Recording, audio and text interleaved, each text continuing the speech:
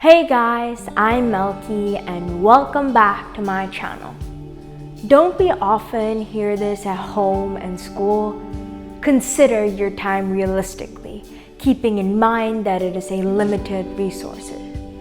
We all have the same time in a day, 24 hours or 1,440 minutes or 86,400 seconds. To make the best use of your time, design and organize your goals, plans, schedules, and tasks. I'm sure every teenager will be able to identify themselves to the following statements. You're always pushed to find ways to fit in more in 24 hours. You're asked to use the developed tools and techniques to achieve this. Calendar apps or organization apps can help you. Being a student who always wanted to listen and obey my teachers and parents, I tried everything they suggested and also used techniques which all time management books taught me.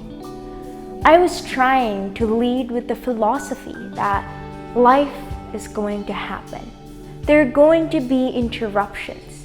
There is no day that ever goes perfectly the way you planned it. But at the end of the day, you want to be able to say you won the day. And whether or not you're able to say you won the day is based upon how you spent your time. The main strategy I used for time management in my middle school days and was very proud of was being able to be efficient. I always tried to work on existing tasks more efficiently, which I believed will create margin to take in additional responsibilities. I organized my schedule perfectly well on my calendar and labeled and even had them color-coded. But still, I ran out of capacity to fit in more. Not just that, I could not accommodate all that I had planned. However, I found that even though I organized the right way and arranged the tasks in order and I worked efficiently, I found my day was eventually overflowing. I browsed to see why. I came across this interesting content from Rory Vaden's book, which I will narrate for us to identify the why. Efficiency is very much still worth incorporating into our lives. However, because of the inevitable truth that there's always more to do than you can ever do, there are always more improvements you can make, there is something additional that you can add. The efficiency paradigm and the managing your time argument eventually caps out. Its benefit is limited. We are working faster than we ever have in our entire lives. We are working longer than we ever have. We have more advanced tools and technology, and we're pushing harder, and yet we are stressed, overwhelmed, pressured. Sometimes we feel like we are falling further and further and further behind each day. Our cup runneth over, but not in a good way. That is because we're still operating in linear, one-dimensional thinking, which is, if I can move faster, I can fit this all in. It's not that there's anything wrong, bad, or incorrect about moving faster. The ability to outwork others counts for a lot.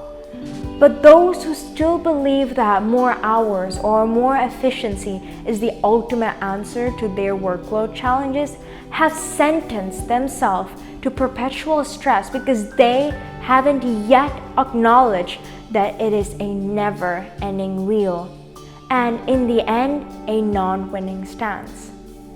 In fact, for many such individuals, the very reason they're stuck in that old theory is because to change out of it would feel like they're admitting defeat.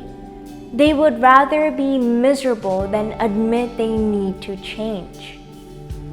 Part of the reason So many people are stuck in the linear, one-dimensional thinking of time management and efficiency is because the actual semantics of the phrase time management reinforces that type of thinking.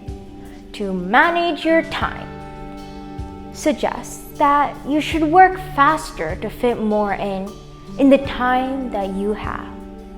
Another way of saying it is to make use of your time, and that is exactly what we're doing when we're being efficient.